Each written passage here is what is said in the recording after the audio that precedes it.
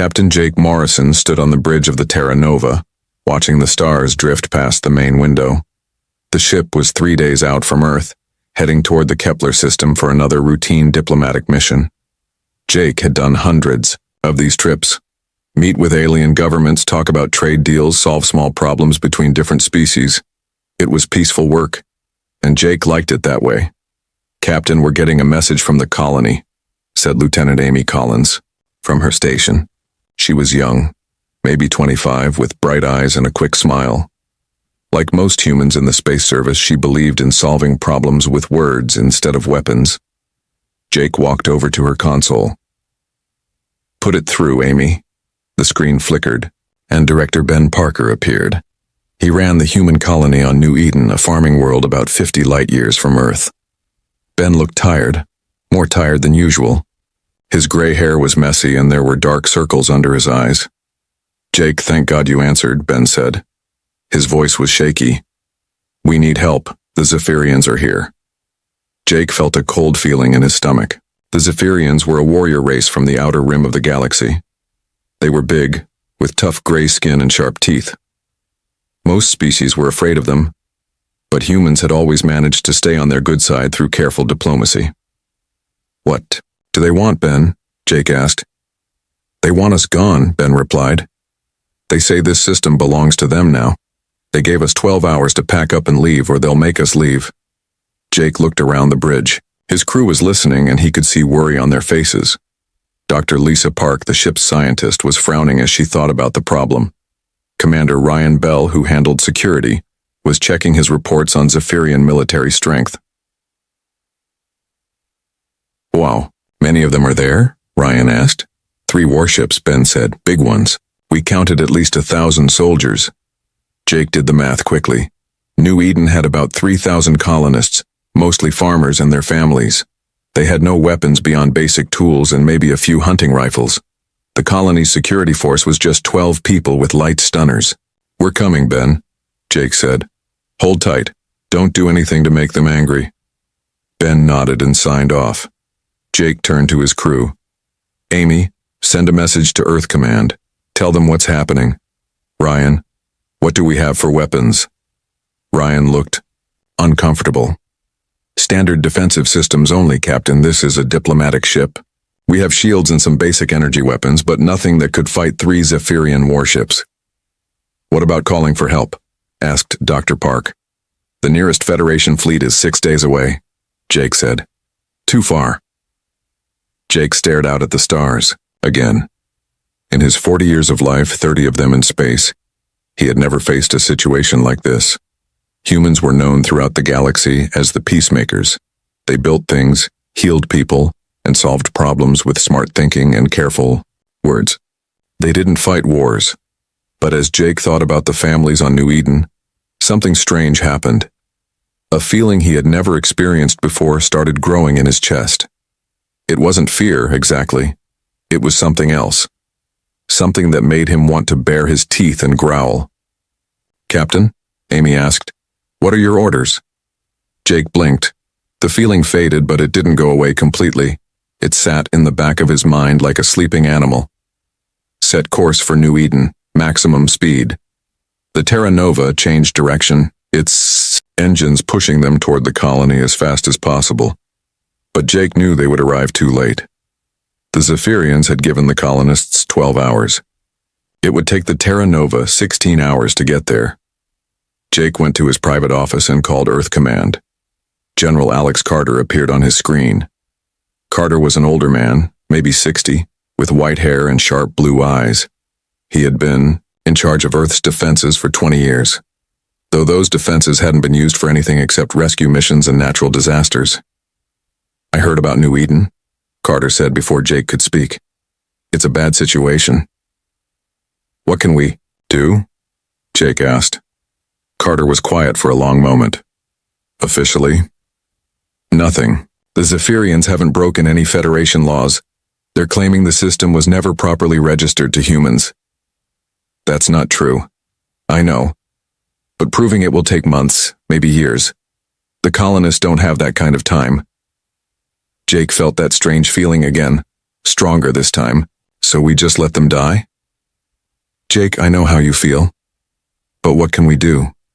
We're not warriors. We don't have the weapons or the training to fight the Zephyrians. If we try, we'll just get more people killed. After the call ended, Jake sat alone, in his office.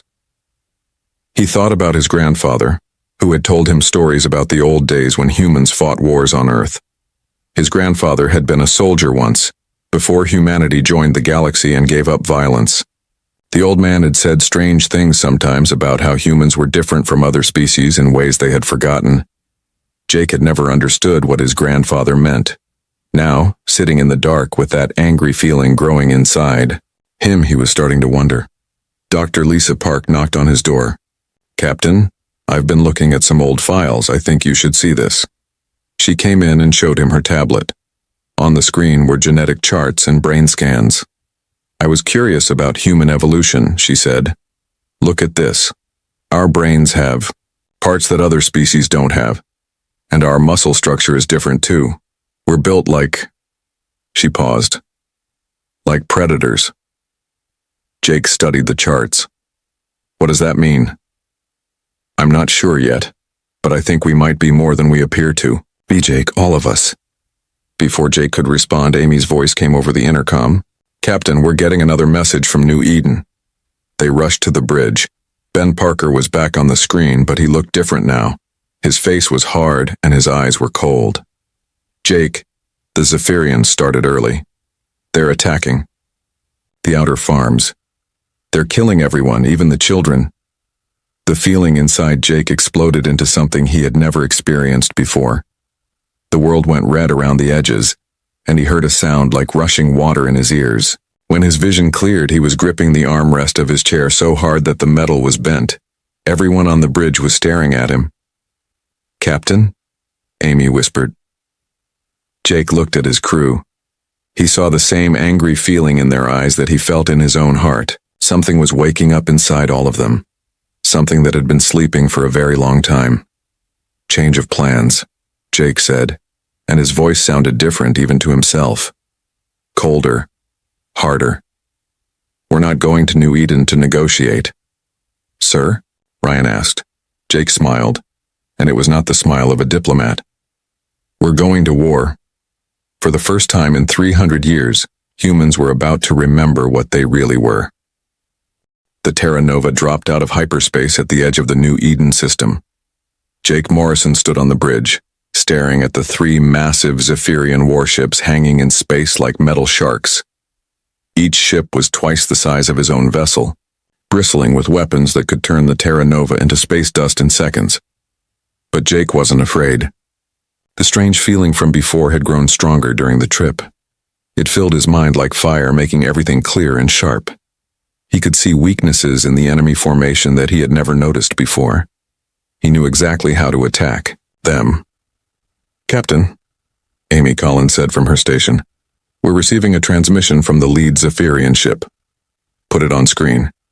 The bridge filled with the image of a Zephyrian commander. He was huge, even sitting down, with gray skin like armor and teeth like knives. His name was War Chief Krone according to the data files. "Human vessel," Krone growled. "You will leave this system immediately. This world now belongs to the Zephyrian Empire." Jake stepped forward. Something inside him wanted to show his own teeth, to growl back at this alien who thought he could threaten human families. "War Chief Krone," Jake said, keeping his voice steady. "Those are human colonists down there. Innocent people. Let us evacuate them safely and we'll leave." Krone laughed, a harsh sound like breaking metal. "There is nothing left to evacuate, human. We have cleansed the world of your weak species. Your colonists fought poorly and died quickly." The words hit Jake like a physical blow. 3,000 people, men, women, children, all dead. Around the bridge, Jake's crew was changing. Dr. Lisa Park's gentle face had gone hard as stone. Commander Ryan Bell was gripping his console so tight his knuckles were white. Amy Collins was breathing fast, her young face twisted with an anger Jake had never seen before. "You murdered civilians," Jake said quietly. "We conquered weaklings." Krone replied, "Your species is soft, human. You talk when you should fight. You show mercy when you should kill. This is why you will never be strong. Something snapped inside Jake's mind. The feeling he had been fighting rushed through him like a flood, bringing with it knowledge he didn't remember learning. Battle, tactics, weak spots on Zephyrian ships, ways to kill with his bare hands if he had to. For a moment, Jake saw himself clearly, not as a peaceful diplomat but as something else, something dangerous that had been hiding behind a mask of civilization. You made a mistake, War Chief, Jake said. What mistake, soft human? Jake smiled, and it was the smile of a predator. You woke us up. He cut the transmission and turned to his crew. They were all looking at him with the same cold fire in their eyes that he felt in his own heart. Amy, scan the planet. Are there any survivors? Amy's fingers flew over her controls. Yes, Captain, I'm reading about 50 life signs in the northern mountains. They're hiding in caves. Ryan, what's our tactical situation? Ryan studied his screens with an intensity Jake had never seen from him before. The security officer's peaceful manner was gone, replaced by something sharp and calculating. 3 enemy ships, Captain. Heavy cruisers with full weapon loads, but Ryan paused, his eyes narrowing. They're positioned wrong, too close together. If we hit the right spots, we could make them crash into each other. Jake nodded. Ryan was right, though Jake didn't know how he knew that. The knowledge was just there, like it had always been waiting in his mind. Lisa, what do you know about Zephyrian biology? Dr. Park looked up from her station. Her voice was calm, but there was something cold underneath it. Their ships use bioneural computers, Captain. Living tissue mixed with electronics. If we can disrupt their nervous systems, their ships will go dead. Jake finished. How do we do that? High-frequency sound waves, the kind that would drive most species crazy with pain. Lisa's smile was not the gentle expression of a scientist anymore. Lucky for us, human ears can handle frequencies that would kill most aliens. Jake felt pieces of a plan clicking together in his mind. It was like watching someone else think, someone who understood war in ways Jake Morrison, the diplomat, never could. Amy, patch me through to the survivors on the planet. A woman's voice came through the speakers. She sounded tired and scared. This is Mary Collins. Who is this? Captain Jake Morrison, Terra Nova. We're here to get you out. Captain, there are only 50 of us left. The Zephyrians killed everyone else. They hunted us like animals. Jake closed his eyes. When he opened them again, the fire inside him was burning brighter. Mary, I need you to listen carefully. Are any of you near the old mining equipment? Yes, we're hiding in the processing plant. Good. In about 10 minutes, you're going to hear some very loud noises from space. When you do, turn on every piece of sonic equipment you have. Every drill, every cutter, every machine that makes noise. Set them all to maximum frequency. I don't understand. You will, just trust me. Jake cut the connection and looked at his crew. This is going to be dangerous. Anyone who wants to leave can take the escape pods. Nobody moved. Ryan, target their bioneural processors. Amy, prepare to broadcast on all frequencies. Lisa, I need those sound patterns ready. As his crew worked, Jake felt something else stirring in his mind. Memories that weren't his own. Images of ancient battles fought by humans who had never seen the stars. Warriors who had conquered an entire world not with superior technology, but with superior cunning and the will to do whatever it took to win. The first human had looked at a saber-toothed tiger and decided to kill it with a sharp stick. Humans had fought wars against impossible odds and won through sheer stubborn refusal to give up. They had turned every disadvantage into a weapon and every weakness into strength. Somehow Jake knew all of this, as if he had lived it himself. Ready, Captain, Ryan reported. Jake settled into his command chair. Begin attack. The Terra Nova dove toward the Zephyrian ships like a hawk falling on prey. Jake's hands moved over the controls without conscious thought, guiding his ship through patterns of evasion that should have been impossible to know. The enemy ships fired, their weapons lighting up space with deadly energy. But Jake was already somewhere else, dancing between the blasts like he had done this 1,000 times before. Now, Amy. High-frequency sound flooded from the Terra Nova's communication array. Down on the planet, the mining equipment added its voice to the chorus. The combined noise hit the Zephyrian ships like a physical force. The bioneural computers screamed and died. The massive warships went dark, their weapons falling silent, their engines cutting out. "Lisa, are they dead?" Jake asked. "No, Captain. Just unconscious. The sound knocked out their nervous systems, but they'll recover in a few hours." Jake nodded. That was good. He didn't want to kill them if he didn't have to. But as he looked at the helpless enemy ships, part of him whispered that leaving them alive was a mistake his ancestors would never have made. "Amy, open a channel 2, Earth Command." General Carter appeared on the screen, his face shocked. "Jake, what happened? Our sensors show the Zephyrian ships are disabled." "We stopped them, General. The colonists are safe." "How?" "Our report said those ships were impossible to defeat with diplomatic vessels." Jake looked at his crew. They were all watching him with the same expression. They had felt it too. The awakening. The moment when something sleeping inside them had opened its eyes. "I think, General, that we're not as peaceful as we thought we were." After the connection ended, Jake sat quietly on his bridge. The strange fire inside him was settling down, but it wasn't going away. It was just waiting. Dr. Lisa Park came to stand beside him. "Captain, I've been thinking about what happened, how we knew what to do, how we could fight like that when none of us are soldiers." "What do you think it means?" "I think," Lisa said slowly, "that we never stopped being what we always were. We just forgot for a while." Jake nodded.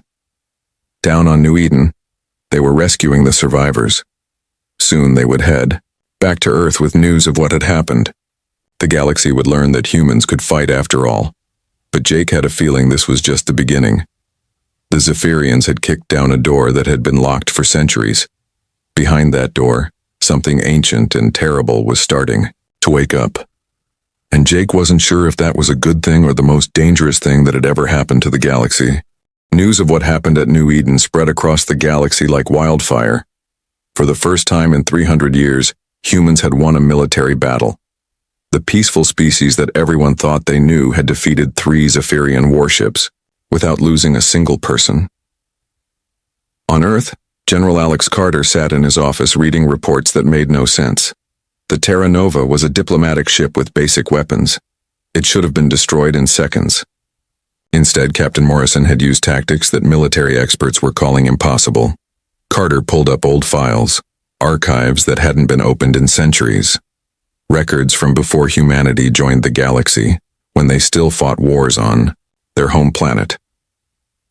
As he read, a cold understanding crept up his spine. Humans had once been very, very good at killing things. Meanwhile, War Chief Kron was not taking his defeat well. His pride was wounded, and his superiors were demanding answers. How had soft humans beaten Zephyrian warriors? The war chief decided to prove that New Eden was just luck. He would attack 5 human colonies at once. The humans couldn't get lucky 5 times. The attacks began 3 days later. Zephyrian fleets hit Riverside Colony, Haven Station, Green Valley, Peaceful Harbor, and New Birmingham all at the same time. Each colony had maybe a few hundred people, mostly farmers and families. The Zephyrians expected easy victories. They were very wrong. On Riverside Colony, a man named Tom Bradley was fixing his farm equipment when the attack began. Tom was 50 years old, had never been in a fight in his life, and thought violence was wrong. But when he saw Zephyrian soldiers shooting at the school where his daughter was learning, something clicked in his brain. Tom picked up a wrench and ran toward the soldiers. He moved like he had trained for this moment his whole life. Even though he had never trained for anything more dangerous than changing engine oil, the wrench became a weapon in his hands, and the first Zephyrian warrior he met died before he understood what was happening. More colonists joined Tom.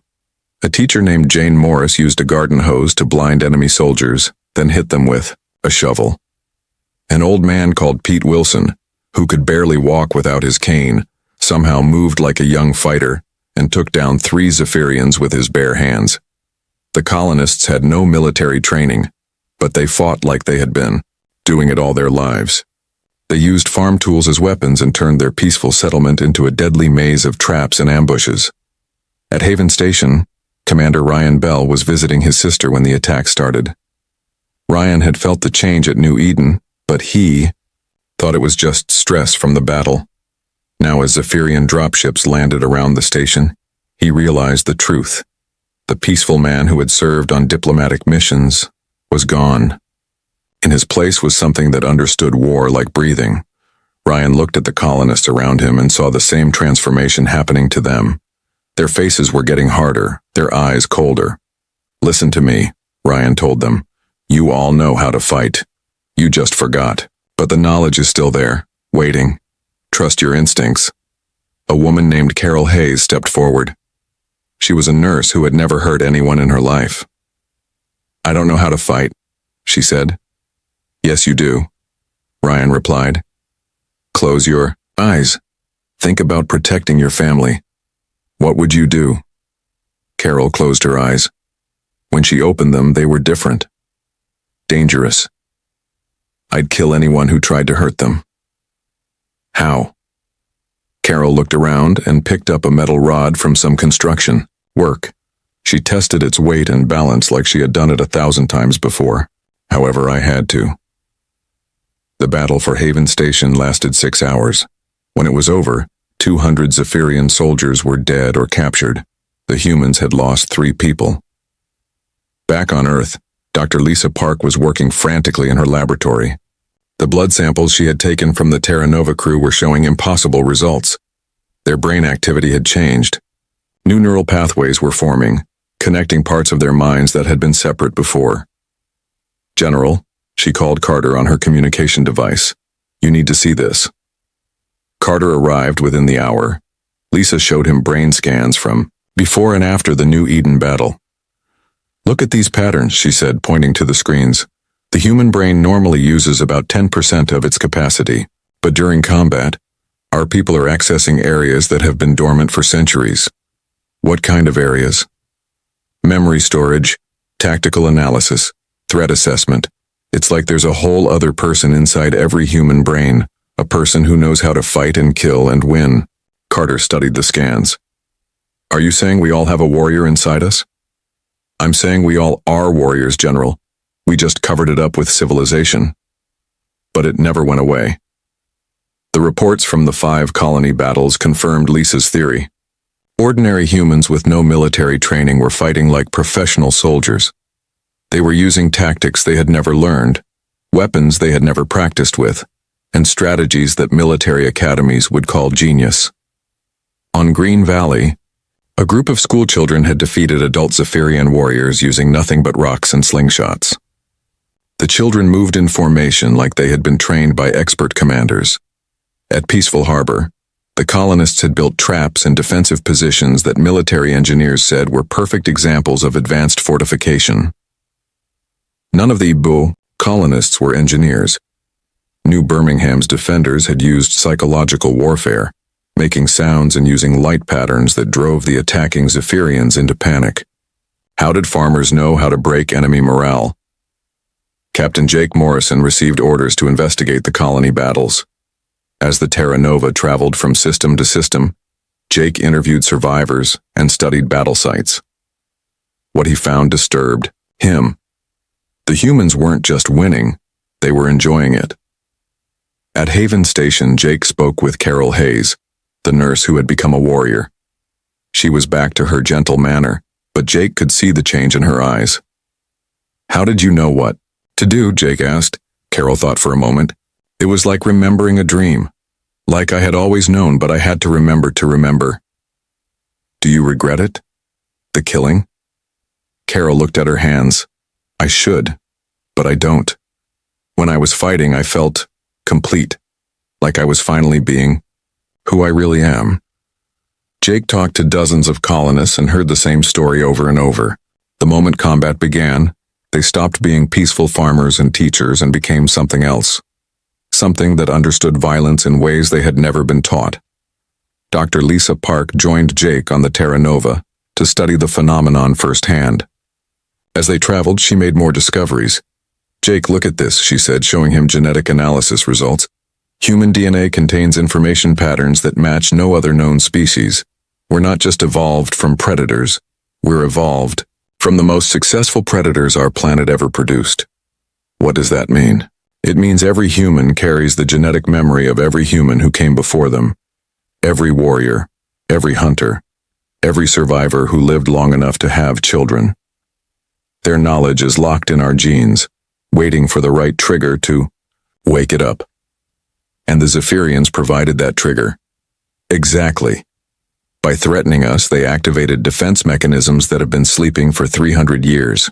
Jake thought about his grandfather's old stories, about humans who had conquered a planet full of dangerous animals and hostile environments, about warriors who never gave up, never surrendered, and never stopped fighting until they won. Lisa, are we still human? She looked at him with eyes that held both gentleness and something much more dangerous. We're more human than we've been in centuries, Jake. This is who we really are. The peaceful part was just pretending. As they traveled back toward Earth, more reports came in. The Zephyrians were retreating from human space, but it was too late. Other alien species had noticed what was happening. The galaxy was starting to understand that humanity was not what it appeared to be. Some species were afraid. Others were curious. A few were angry that humans had been hiding their true nature for so long. But Jake knew the real awakening was just beginning. The colonists were going back to their farms and schools, but they were different now. They remembered what it felt like to be dangerous. And somewhere in the back of their minds, the warrior was still awake, still watching, still ready. The temple door had opened just a crack, and something ancient was looking out at the galaxy with hungry eyes.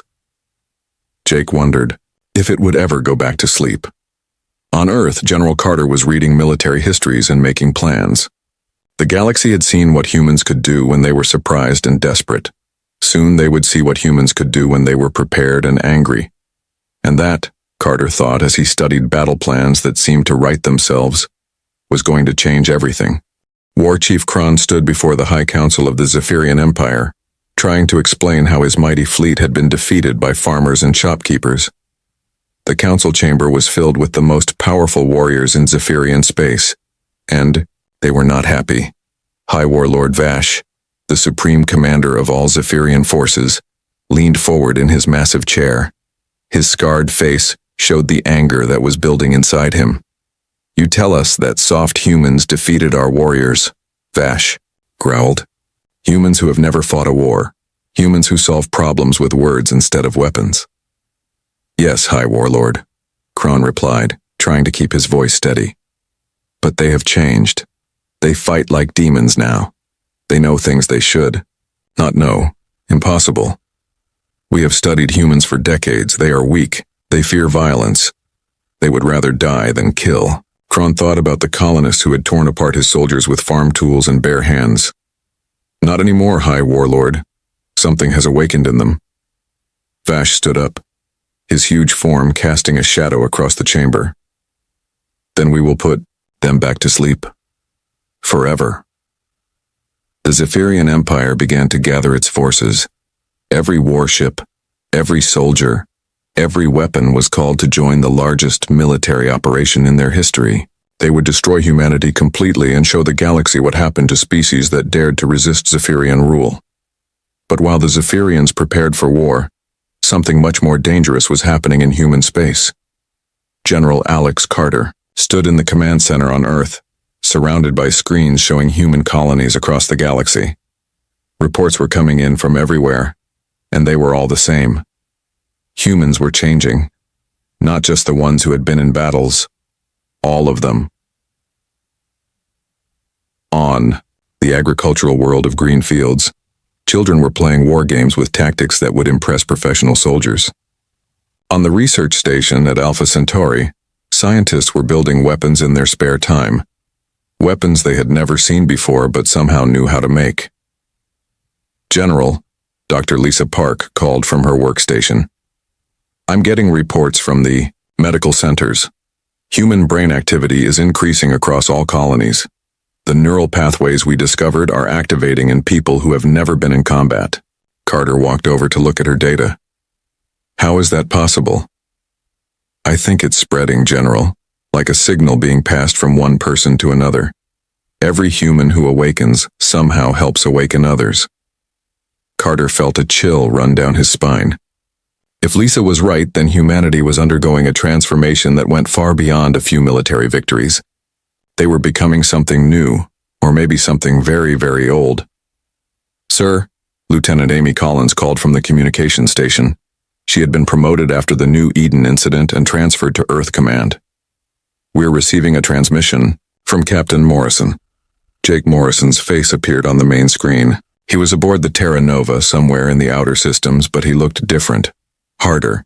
His eyes held a cold intelligence that had not been there before. General, Jake said, we have a problem. The Zephyrians are massing their entire fleet. Our scouts report over 3,000 warships gathering at the edge of their space. How long before they reach Earth? Carter asked. 2 weeks, maybe less. General, they're not just coming to defeat us. They want to wipe out every human in the galaxy. Carter nodded grimly. He had expected this. The Zephyrians could not allow their defeat to stand. Their entire culture was built on being the strongest, the most feared. If word spread that humans could beat them, other species might start to rebel. Jake, I'm recalling all human ships to Earth. We're going to make our stand here. With respect, General, I have a better idea. Carter raised an eyebrow. I'm listening. Don't wait for them to come to us. Let me take a fleet to meet them in deep space. Jake, they outnumber us 100 to 1. That would be suicide. Jake smiled, and it was not a pleasant expression. Would it? General, I've been studying our people, watching how they fight. We're not the same species we were 6 months ago. We remember things now, old things. What kind of things? How to hunt in packs. How to turn an enemy's strength against them. How to win battles we should lose. Jake's voice grew colder. How to make other species afraid of us. Carter thought about it. Every military simulation showed that humanity could not win a direct confrontation with the Zephyrian fleet. But every simulation had also shown that humans could not win any of the battles they had already won. What do you need? Carter asked. Every ship we have, every human who can fight. And General, trust me to do what needs to be done. Within days, the largest human fleet in history was assembled. 300 ships, from massive exploration vessels to tiny scout craft. It should have been hopeless against 3,000 Zephyrian warships, but the humans who crewed those ships were not the same people who had joined the space service to explore and make peace. They were something else now, something that understood war like breathing. Captain Jake Morrison stood on the bridge of the Terra Nova, now the flagship of the human fleet. Around him, his crew worked with deadly efficiency. Dr. Lisa Park had transformed her medical bay into a tactical analysis center. Commander Ryan Bell had become a master of space combat, coordinating attacks with an expertise he had never learned. The two fleets met in the empty space between star systems. The Zephyrian force was massive, a wall of metal and weapons that stretched across space like a dark ocean. The human fleet looked tiny in comparison. High Warlord Vash opened communications, his huge face filling the screens of every human ship. Humans, he growled, you have caused enough trouble. Surrender now and we will make your deaths quick. Jake Morrison stepped forward to reply, but the voice that came from his mouth was not quite his own. It was older, colder, and filled with the accumulated rage of every human who had ever been threatened. Zephyrian, Jake said, you made a mistake. You thought we were prey. But we're not prey, we never were. We're predators who decided to be civilized. You've reminded us why that was a bad idea. Vash laughed. You talk big for someone who is about to die. Look at your pathetic fleet. You are outnumbered and outgunned. What can you possibly do against us? Jake's smile was the smile of a wolf looking at sheep. We can show you why humans conquered an entire planet full of things that wanted to eat us. The battle that followed was not like any space combat in recorded history. The humans did not fight like a fleet. They fought like a pack of hunters, each ship knowing exactly where to be and when to be there without any communication between them. The Zephyrian ships were bigger and stronger, but they fought like individuals. Each captain tried to prove his own courage and skill. The humans fought as one mind with 300 bodies turning the enemy's pride against them. Jake Morrison's ship dove through the center of the Zephyrian formation, drawing fire from dozens of warships. But where those ships expected to find an easy target, they found a trap. Human vessels appeared from every direction, striking at weak points with surgical precision. Dr. Lisa Park had analyzed Zephyrian ship designs and found their weaknesses. Commander Ryan Bell had planned attack patterns that used those weaknesses like weapons, and Jake Morrison led the assault with instincts that came from somewhere deeper than training. The battle lasted 8 hours. When it was over, half the Zephyrian fleet was destroyed or disabled. The rest were running for home as fast as their engines could carry them. High Warlord Vash's ship was dead in space, its engines gone, and its weapons silent. Jake Morrison's boarding party found the Zephyrian commander sitting in his ruined bridge, staring at nothing. "How?" Vash whispered when he saw Jake. "How did you do this?" Jake looked at the defeated alien with eyes that held no mercy. "We remembered who we are. We're not the peaceful species you thought you knew. We're the species that looked at a world full of monsters and decided to become the biggest monster of all." "Your people will never accept this," Vash said. "They chose peace. They will reject what you have become." Jake's laugh was cold as winter. "Look around, Warlord. Every human in this fleet feels what I feel. The awakening is spreading to every human world. Soon we'll all remember what we used to be." "And what was that?" "The thing that every other species on our planet was afraid of. The thing that turned every disadvantage into a weapon and every enemy into a lesson. We were the predators that other predators had nightmares about." Jake leaned closer to the defeated Zephyrian. "And now, thanks to you, we remember." News of the victory spread across the galaxy faster than light. The species that had destroyed the most powerful military force in known space was not a warrior, race from some distant star. It was humanity. The peaceful, gentle humans who had been living quietly among the stars for 3 centuries. But as reports came in from human colonies across the galaxy, it became clear that something unprecedented was happening. Every human settlement was reporting the same thing. Their people were changing, awakening, remembering things they had never learned. The temple door had not just opened, it had been torn from its hinges. And what was emerging was not the peaceful species the galaxy thought it knew, but something far older and infinitely more dangerous. Something that had been sleeping in human DNA for 300 years, dreaming of war and waiting for someone to be foolish enough to wake it up. The Zephyrians had wanted to pia. 6 months after the Great Battle, the galaxy was a very different place. The Zephyrian Empire had surrendered completely, their surviving ships limping back to their home worlds with news that would change everything. The most feared warrior, race in known space, had been crushed by farmers and teachers who remembered how to fight. Captain Jake Morrison sat in his office aboard the Terra Nova, reading reports from across human space. Every colony, every station, every human settlement was reporting the same thing. Their people had changed. The awakening that started at New Eden had spread to every human in the galaxy. But it was not what Jake had expected. Instead of becoming a race of savage warriors, humans had become something else, something more dangerous. They had learned to control their awakened nature, to use it only when needed. The sleeping giant had opened its eyes, looked around, and decided to go back to sleep. But now it was sleeping lightly, ready to wake up at the first sign of trouble. Dr. Lisa Park knocked on Jake's door and entered without waiting for permission. She looked tired but satisfied, like someone who had finally solved a puzzle that had been bothering her for years.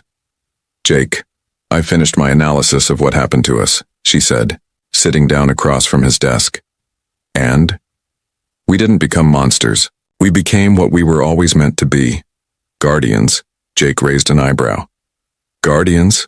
Lisa pulled out her tablet and showed him brain scans and genetic charts.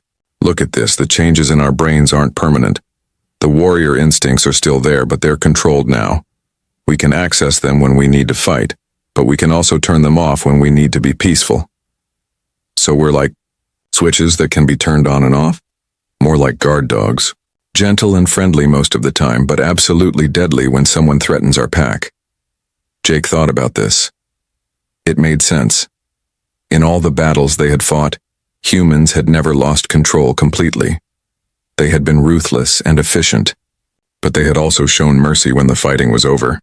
They had killed when they had to, but they had not enjoyed the killing itself. What about the rest of the galaxy? Jake asked.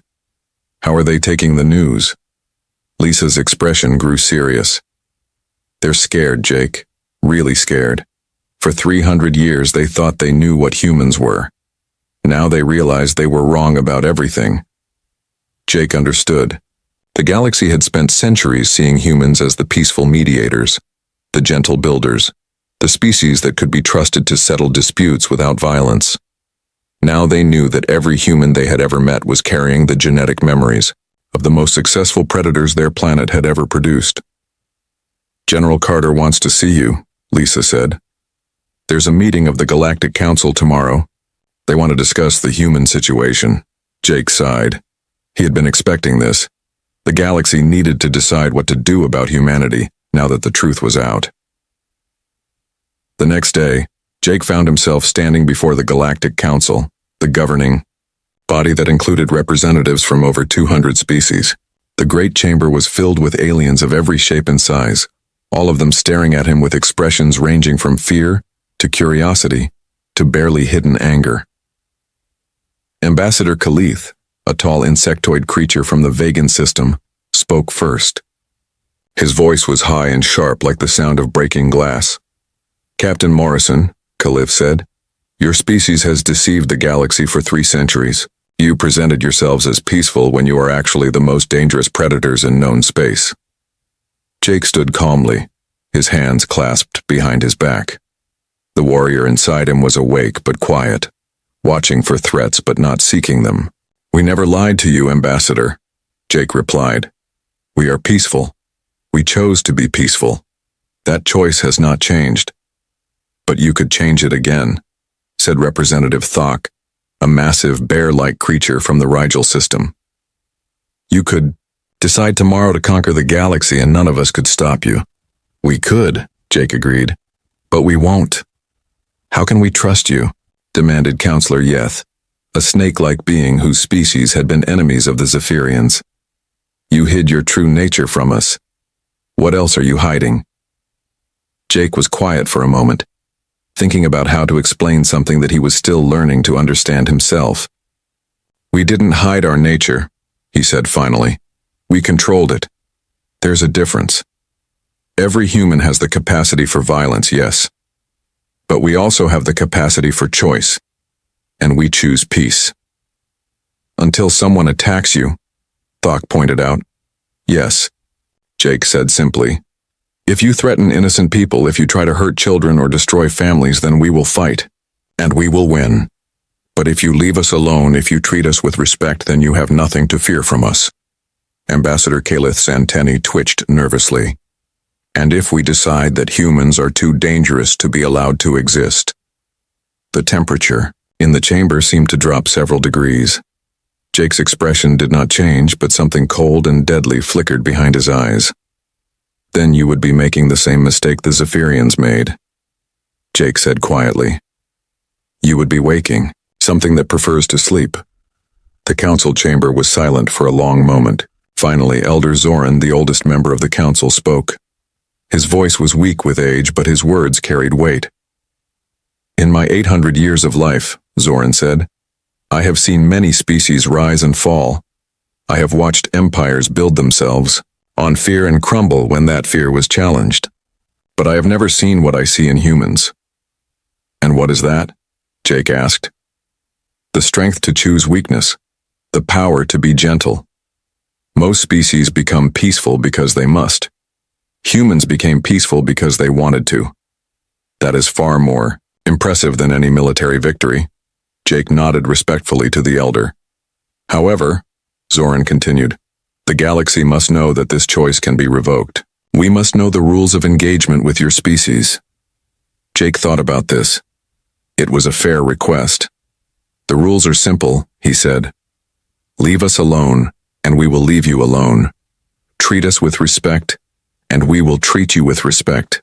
But threaten innocent people, especially human families, and you will discover why every predator on our planet learned to fear us. And if someone attacks you by accident, ask Counselor Yeth. If there is a misunderstanding, then we will talk first and fight only if talking fails. We don't want war, we never wanted war. But we are very, very good at it when we have to be. The Council voted that day to establish new protocols for dealing with humanity. Humans would remain members of the Galactic Federation, but with special status. They would continue to serve as mediators and peacekeepers, but other species would understand what they really were. After the meeting, Jake walked through the Council station with Commander Ryan Bell and Dr. Lisa Park. They passed groups of aliens who watched them with new eyes. Fear, yes, but also respect. Do you think they'll ever trust us again? Ryan asked. I don't think they ever really trusted us before, Lisa replied. They just thought we were harmless. Now they know we're not harmless. But they also know we choose not to be harmful. That's better than trust. That's respect. Jake nodded. Besides, trust has to be earned. We'll earn it. As they walked, Jake thought about the future. Humanity had revealed its true nature to the galaxy, but that nature was more complex than anyone had imagined. They were predators, yes, but they were predators who had chosen to be gardeners. They were warriors who preferred to build rather than destroy. The temple door had opened, the sleeping giant had awakened, and the galaxy had seen what humans could do when pushed too far. But the giant had chosen to go back to sleep, confident that it could wake up again if needed. Years passed. The galaxy settled into a new normal. Humans continued to serve as peacekeepers and mediators, but now everyone understood the strength behind their gentle words. When humans said please, other species listened, because they knew what or else meant. The Zephyrian Empire rebuilt itself as a peaceful trading confederation. They had learned the hard way that some species should not be challenged. Other, aggressive races looked at what had happened to the Zephyrians and decided that conquest was not worth the risk. Jake Morrison eventually retired from active service and became an ambassador. He spent his days solving disputes between alien species who respected human judgment because they understood human strength. Dr. Lisa Park continued studying the human transformation and wrote books about the balance between power and restraint. Her work became required reading in xenobiology departments across the galaxy. Commander Ryan Bell founded the Human Defense Corps, an organization dedicated to protecting innocent people of all species. Their motto was simple: we guard the guardians. And General Alex Carter wrote the Human Military Doctrine, a document that was studied by military leaders throughout the galaxy. Its first line read, "We are gardeners who remember how to be wolves." The galaxy learned to live with humanity's dual nature. They understood that humans were dangerous, but they also understood that humans chose not to be, and that choice made every day by millions of humans across thousands of worlds was what made them the most trusted peacekeepers in galactic history. The temple door was closed again, but never locked. Inside, the war god slept peacefully, dreaming of gardens and families and the simple pleasure of building things instead of breaking them. But if someone was foolish enough to kick down that door again, the galaxy N, the space station was huge, bigger than anything Jake had ever seen before. Ships of all sizes came and went like busy bees around a hive. Strange creatures walked around everywhere. Some had 4 arms, some had wings, and some looked like walking trees. But they all had one thing in common. They were all trying to get away from Gate 47. Jake walked through the crowd with his old backpack. He did not look special, just a regular human in work clothes. His ticket said Flight 7734 to the B, Outer Colonies. He had a job waiting there, fixing mining equipment on a planet called Rock Bottom. It was not a fancy job, but it paid well. The closer he got to Gate 47, the emptier the hallways became. Other travelers saw the gate number and quickly walked the other way. Some even ran. Jake wondered why everyone seemed so scared. At the information desk, a blue alien with 6 eyes was helping customers. When Jake showed his ticket, all 6 eyes went wide.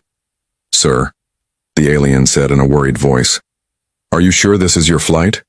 Flight 7734 to the Outer Rim?" "Yes," Jake said. "Is there a problem?" The alien looked around nervously. "That ship, it has a bad reputation. Very bad. In the last year, only 6 out of 10 flights made it to their destination safely." Jake raised an eyebrow. "What happened to the other 4? Pirates got 2 of them. Space storms destroyed one. The 4th one just disappeared. No one knows what happened. But 6 flights made it through fine," Jake said with a small smile. "Those are not terrible odds." The alien stared at him like he was crazy. "Sir, most people would rather wait 3 months for a safer ship than take those chances." "I don't have 3 months," Jake said. "My new job starts next week." The alien shook his head and pointed toward Gate 47. "Your funeral, human." Jake walked to the gate area. It was completely empty except for the crew. A large lizard-like creature in a captain's uniform was talking to his team. His name tag said, Captain Torque. Near him stood a bird-like alien with beautiful feathers. That was probably the pilot. A slug-shaped creature with multiple arms was checking equipment. The 4th crew member looked like a giant insect. When they saw Jake approaching, they all stopped talking. Captain Torque walked over to him. "You are the passenger for Flight 7734? "That's me," Jake said, showing his ticket. The captain looked at the ticket, then at Jake, then back at the ticket. "Human, do you know what route this ship takes?" "Through the danger zones to the outer colonies," Jake said. "That's why the ticket was so cheap." "Cheap?" The bird-like pilot laughed, but it was not a happy laugh. "Sir, this route goes through 3 active war zones. We have to pass by 2 unstable wormholes that could collapse at any time. Then we fly through the Crimson Nebula, where ships disappear every month." The insect crew member, whose name tag said Bug, clicked his mandibles nervously. "Most passengers take one look at our ship and buy tickets for other flights, even the desperate ones." Jake looked out the window at their ship. It was not pretty. The hull was covered in burn marks and patches. Some parts looked like they had been welded on after being blown off. The engines were old and made weird noises. It looked like it had been through several battles and barely survived each one. "She doesn't look like much," Jake admitted. "But she's still flying. That counts for something." The slug-like mechanic, whose name was Rex, slithered closer. "Sir, with respect, maybe you should reconsider. There are other ships leaving tomorrow, safer ships."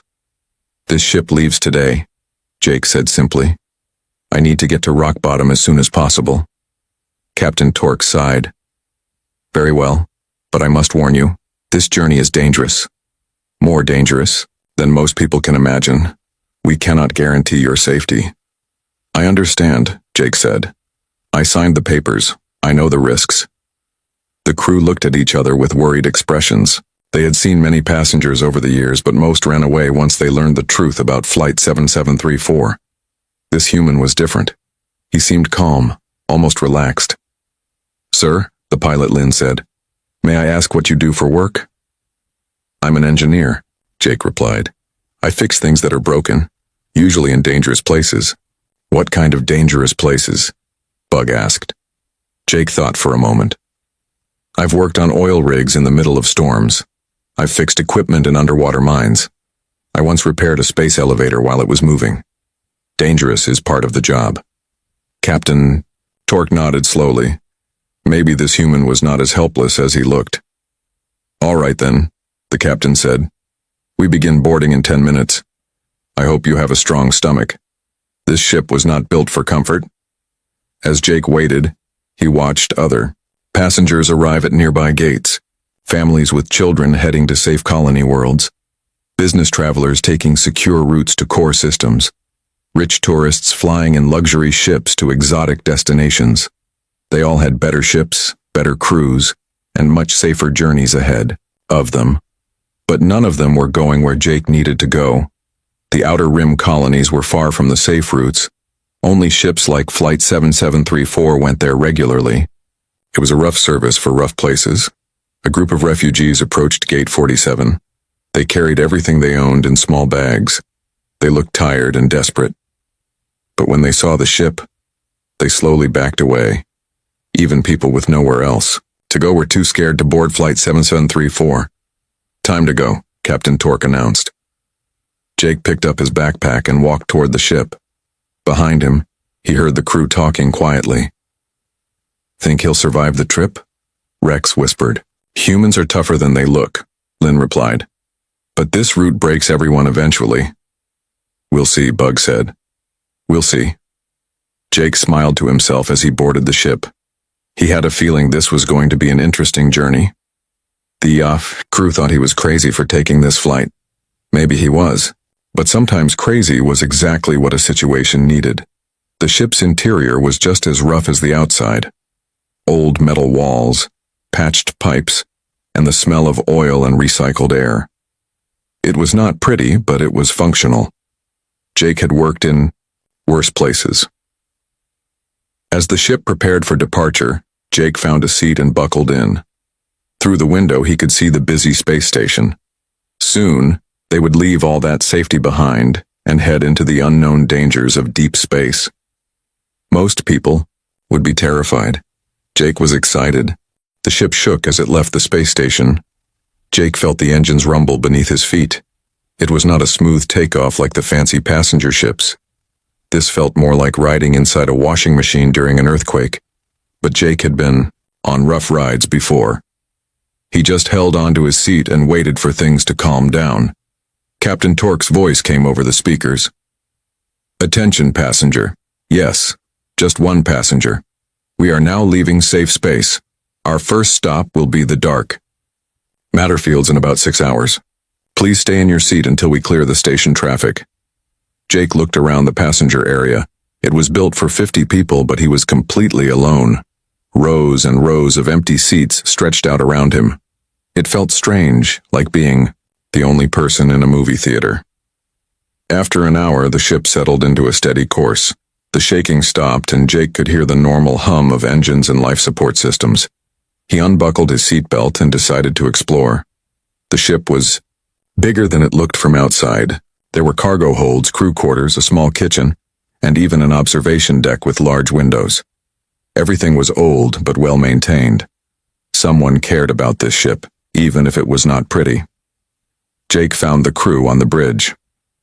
Captain Torque was checking navigation charts while Lynn worked at the pilot controls. Bug was monitoring the engines and Rex was fixing something that was making clicking noises. "How is our passenger doing?" Captain Torque asked when he saw Jake. "Fine," Jake said. "Mind if I look around? I've never been on a ship like this before." "Feel free," the captain said. "Just don't touch anything important, and stay away from the engine room when we hit the dangerous zones. The radiation can be bad." Jake nodded and continued exploring. In the engine room, he found machines he recognized from his work on mining stations. The power systems were similar to ones he had repaired before. The life support equipment used technology he understood. This ship might look alien, but the basic engineering was familiar. "You seem interested in our engines," Rex said, appearing behind Jake with his multiple arms full of tools. "I work with similar systems," Jake explained. "These look well maintained." Rex smiled or did something that looked like smiling with his slug-like face. "I do my best, but this old ship has many problems. Something breaks every day." "What kind of problems?" Rex showed Jake a thick notebook filled with repair records. "Power fluctuations in Sector 7, cooling system leaks in the cargo bay, navigation, computer crashes when we enter strong electromagnetic fields. Life support filters need changing every month instead of every 3 months." Jake looked through the notes. Rex was clearly a good mechanic, but he was fighting a losing battle against an aging ship.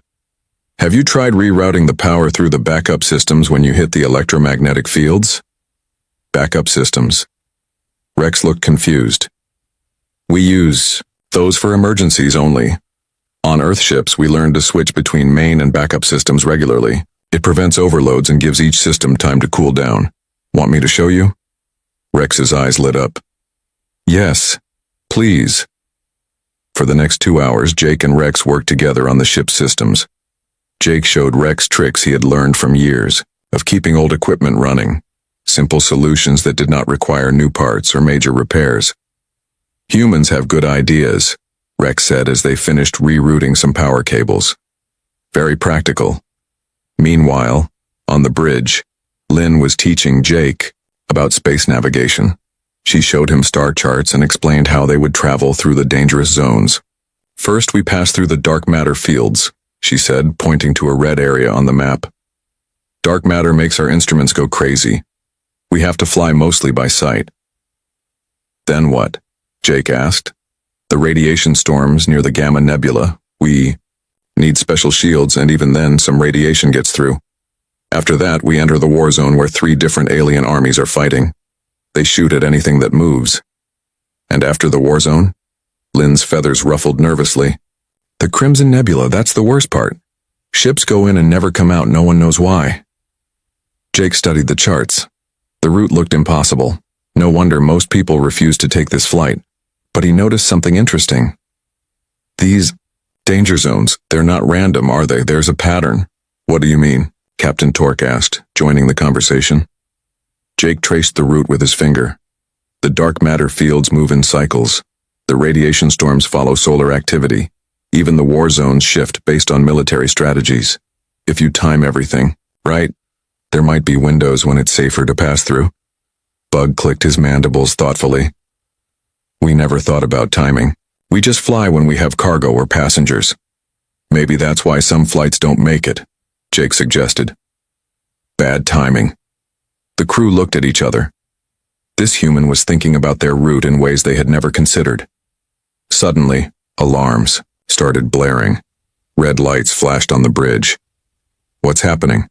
Jake asked. We're entering the dark matter fields, Captain Torque said grimly. Everyone hold on. This is where things get rough.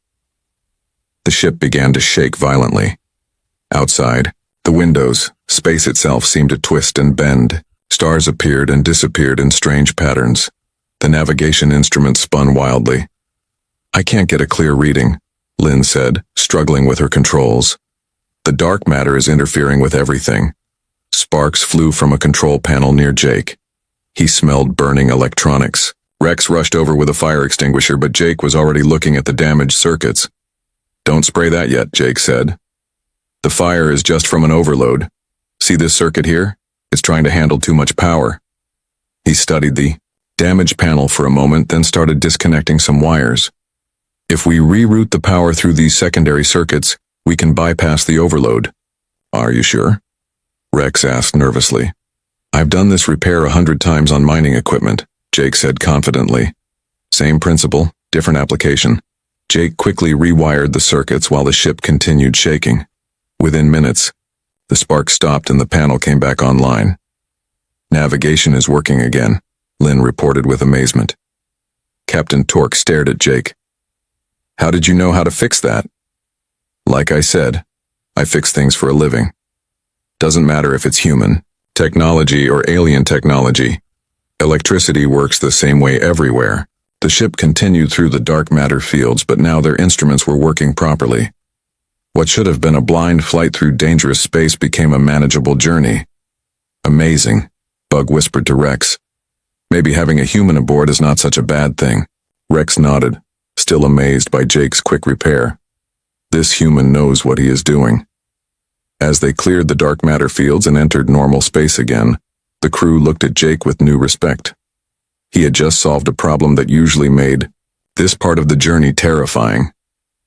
Next stop, the radiation storms, Captain Torque announced. But for the first time in years, he did not sound worried. Jake smiled and returned to his exploration of the ship. This journey was turning out to be exactly what he had hoped for. Interesting, challenging, and full of problems to solve. The ship had been flying smoothly for 3 hours when the alarms started screaming again. This time, they were different alarms. Not the steady beeping of equipment problems, but the sharp, urgent sound that meant immediate danger. Jake was in the observation deck watching the stars when Captain Torque's voice boomed over the speakers. Battle stations. We have 6 pirate ships approaching fast. All crew to emergency positions. Passenger, get to the safe room immediately. But Jake did not run to the safe room. Instead, he headed for the bridge. He wanted to see what was happening. The bridge was chaos. Red lights flashed everywhere.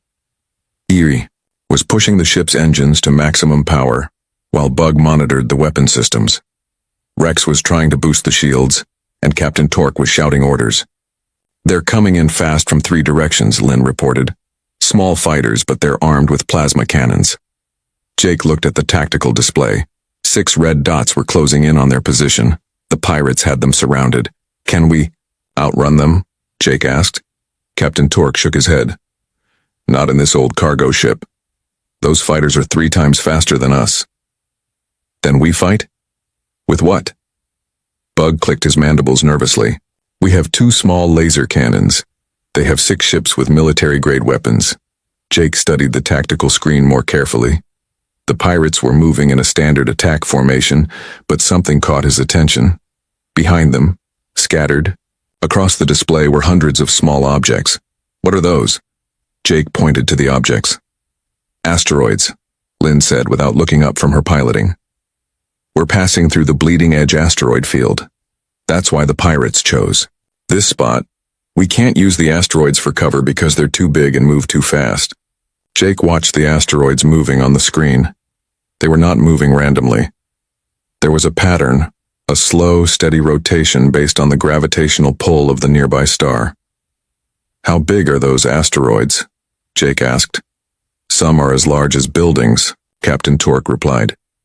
Others are just house-sized, all of them deadly if you hit one. And they're rotating? Yes, the whole field rotates around the star. That's what makes it so dangerous. Jake pulled up a chair and started typing on the navigation computer. Numbers and calculations filled the screen. What are you doing? Lynn asked, trying to fly evasive maneuvers as the pirates got closer. Calculating the rotation pattern, Jake said calmly. These asteroids are not random. They follow mathematical rules based on gravity and momentum. This is not the time for math lessons, Captain Torque shouted as laser fire began hitting their shields. But Jake ignored the chaos around him. He had learned to focus under pressure during his years working on dangerous mining operations. While everyone else panicked, he worked on the problem. The ship shook as more laser blasts hit them. Their shields were weakening. Shields at 60%, Rex reported. 50%, he said a minute later. Jake finished his calculations and looked up. I need you to fly directly into the asteroid field, right into the thickest part. Everyone on the bridge stared at him.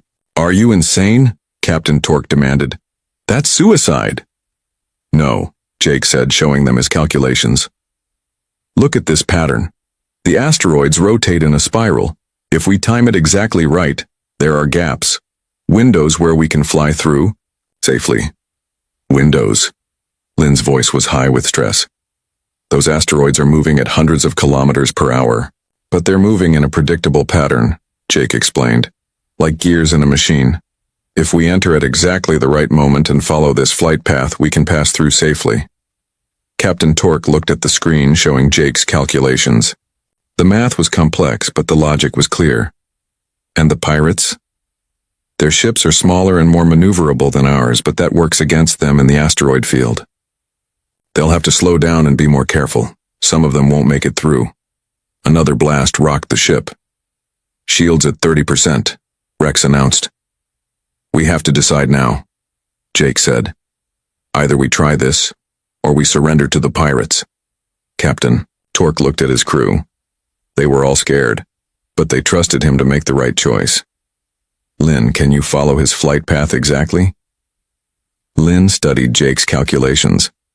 As the ship's pilot, she understood navigation better than anyone. It's crazy, but the math looks right. If we're off by even 1 second, we're dead.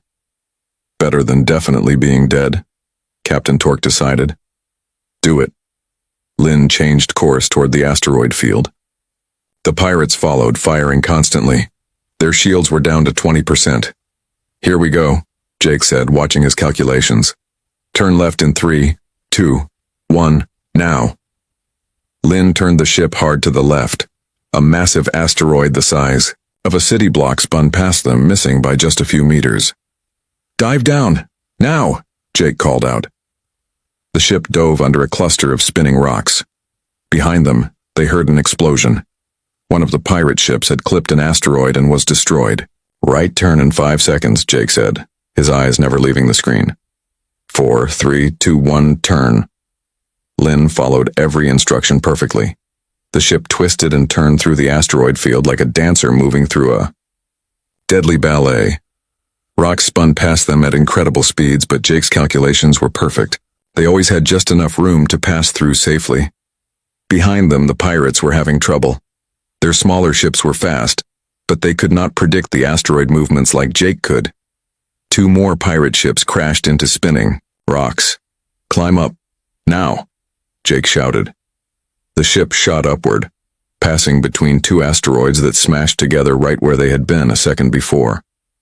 3 pirates left, Bug reported, monitoring the sensors. Jake continued calling out course. Corrections. Left, right, up, down. The ship danced through the deadly field while the pirates struggled to keep up. "Final turn coming up," Jake announced. "This is the tricky part.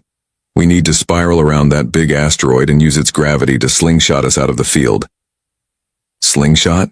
Captain Torque asked. "Trust me," Jake said. "Lynn, follow my directions." "Exactly. Turn right and accelerate toward that asteroid." It looked like they were going to crash into the massive rock, but at the last second, Jake called for a sharp turn. The ship whipped around the asteroid, using its gravity to boost their speed and launch them out of the field. The remaining pirates tried to follow, but they were going too fast. 2 of them crashed into the big asteroid. The last one managed to escape, but he was alone and decided to retreat. "We're clear," Lynn announced, breathing heavily. The bridge was silent except for the sound of everyone catching their breath. "How did you do that?" Captain Torque asked Jake. Jake smiled. "Pattern recognition. Humans are good at seeing patterns.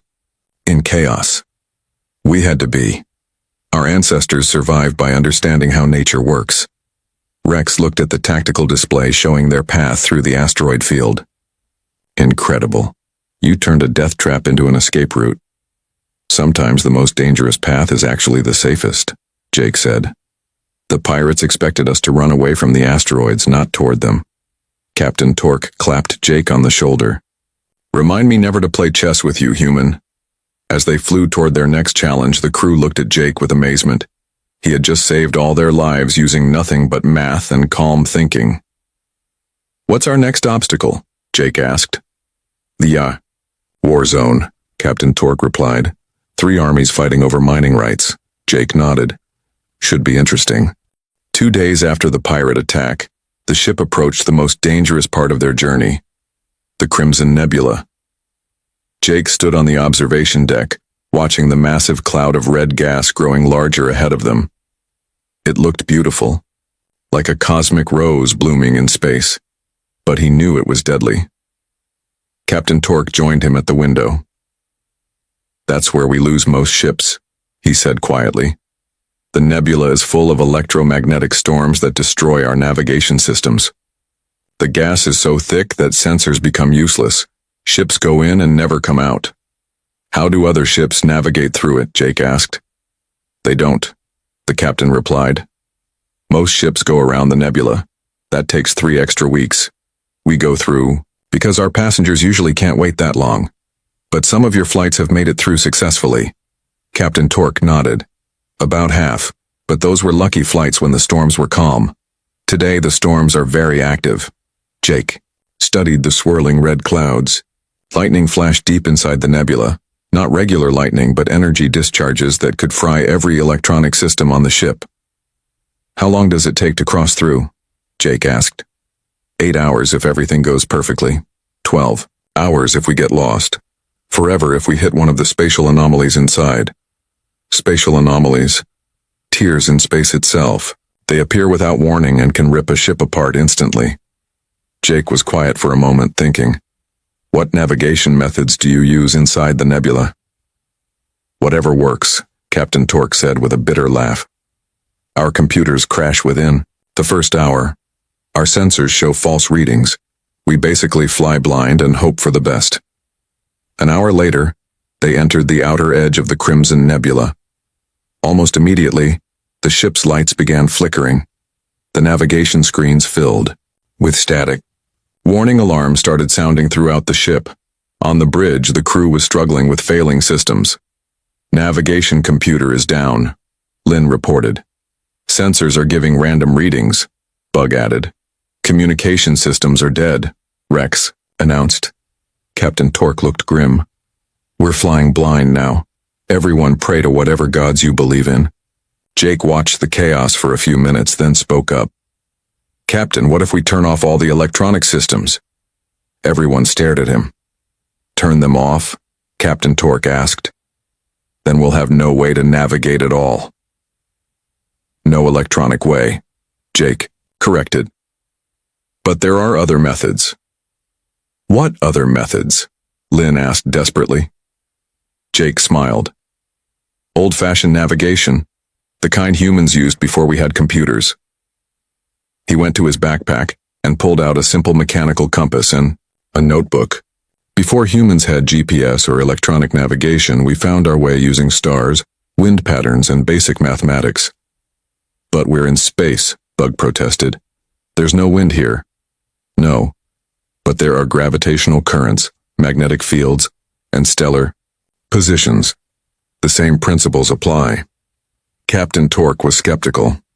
You want to navigate through the most dangerous region in the galaxy using a compass and notebook? Why not? Jake said. Your electronic systems don't work here anyway. At least this way, we'll have some control over our direction. The ship shuddered as another electromagnetic storm hit them. More systems failed. We're losing life support power, Rex warned. All right, Captain Torque decided. Turn off everything except basic life support. Let's see what the human can do. The bridge went dark except for emergency lighting. The constant humming of computers and electronics stopped. For the first time in hours, there was relative quiet. Jake went to the observation windows with his compass and notebook. He spent several minutes looking at the stars visible through gaps in the nebula clouds, making notes and calculations. What are you doing? Lynn asked. Getting our position, Jake explained. See those 3 bright stars in a triangle pattern? That's the navigator's triangle. By measuring the angles between them, I can calculate roughly where we are. He used his compass and a simple protractor to measure angles, then did math in his notebook.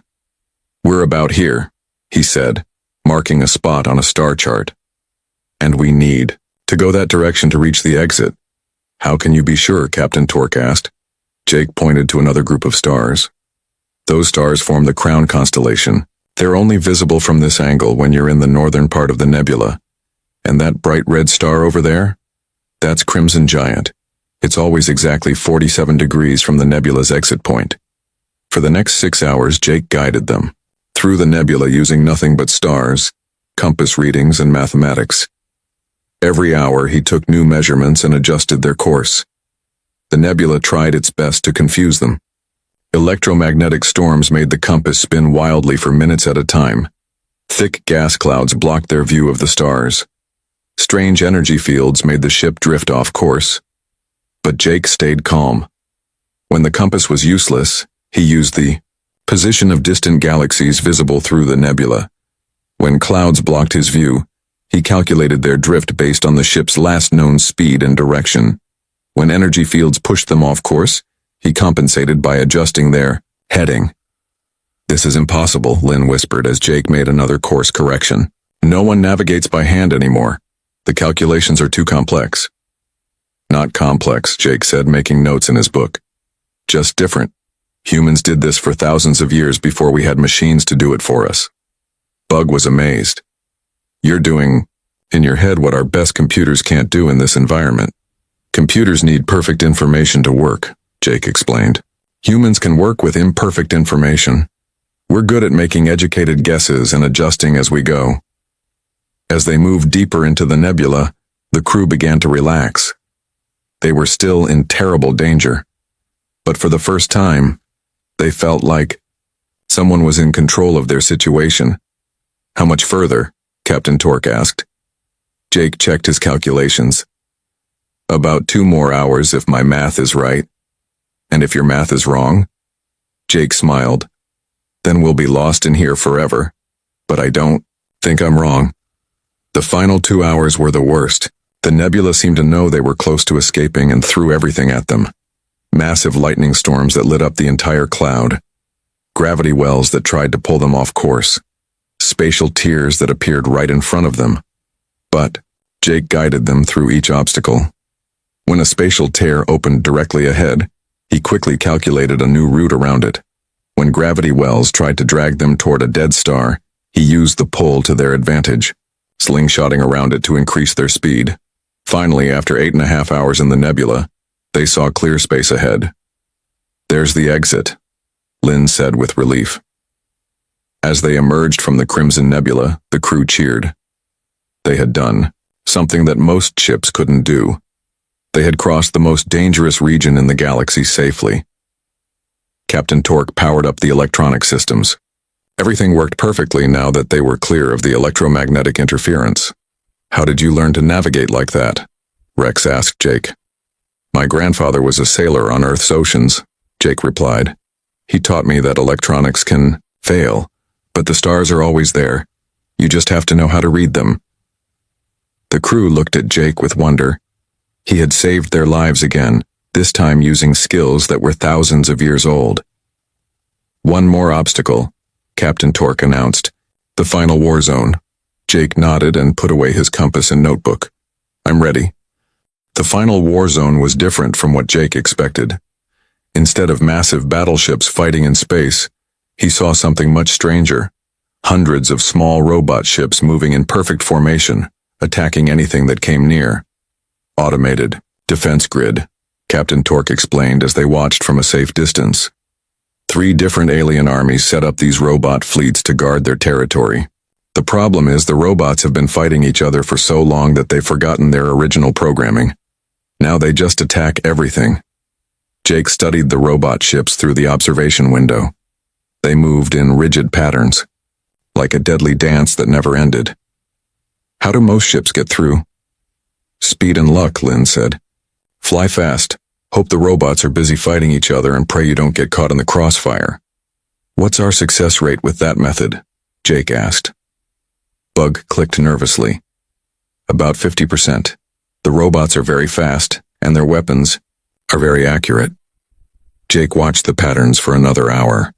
The robot ships moved in groups of 12, forming triangular attack formations. Every few minutes they would shift positions, but always in the same way. These robots are following a program, Jake said finally. They're not thinking, they're just following instructions. So? Captain Torque asked. So programs have rules, and rules can be predicted. Jake pulled out his notebook again. I need to watch their patterns for a while longer. For 3 hours, Jake sat at the window, making notes about how the robot ships moved. He drew diagrams showing their formations, timed their pattern changes, and calculated their response speeds. The crew thought he was wasting time. The longer they waited, the more fuel they used. But Jake ignored their worried looks and continued his observations. I think I understand how they work, Jake said finally. These robots were originally programmed to defend specific areas, but their programming got corrupted during the war. Now they think everything is an enemy. How does that help us? Rex asked. Jake showed them his notes. Look at this pattern. Every 18 minutes the robots reset their formations. For exactly 90 seconds during each reset, they ignore moving objects and focus only on repositioning themselves. 90 seconds? Captain Torque studied Jake's calculations.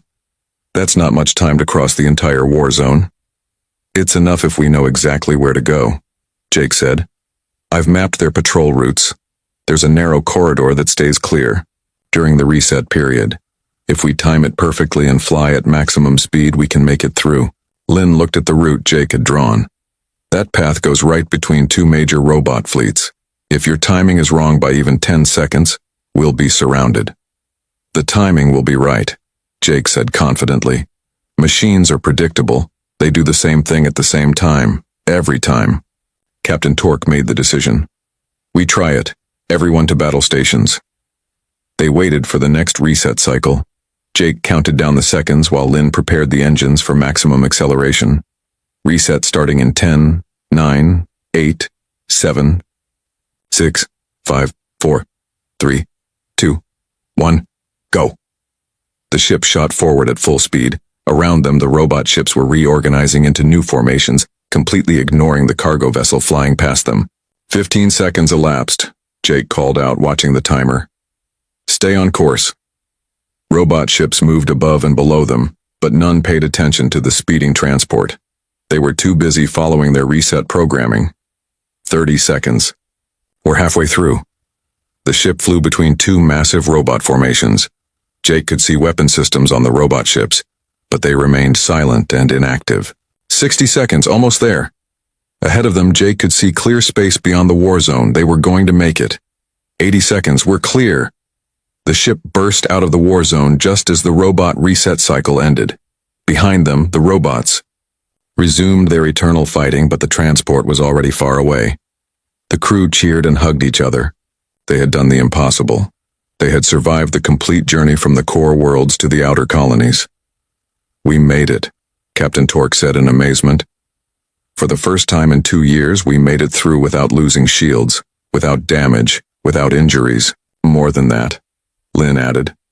This was the smoothest trip we've ever had.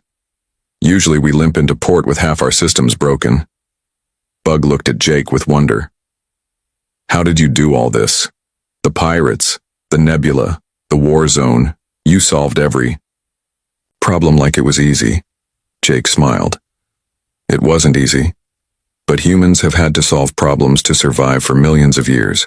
We're good at looking at dangerous situations and finding solutions. Rex slithered over to Jake. Will you fly with us again? We could use someone like you on every trip.